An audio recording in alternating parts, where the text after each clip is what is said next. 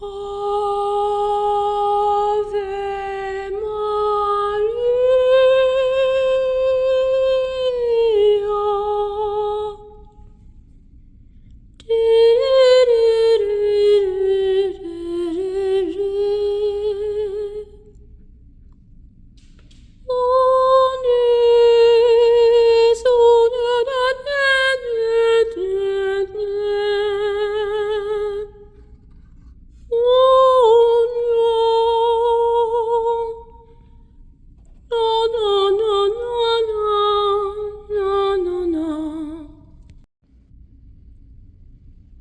I planted these seeds yesterday, y'all, at 3 p.m.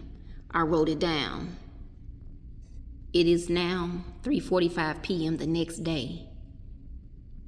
Seeds are already starting to sprout. This is amazing. This is so exciting to me, y'all. Stay tuned for my hydroponics journey. Now, this is the set that I planted yesterday. These were planted a week ago, just over a week ago. And we already have so much going on.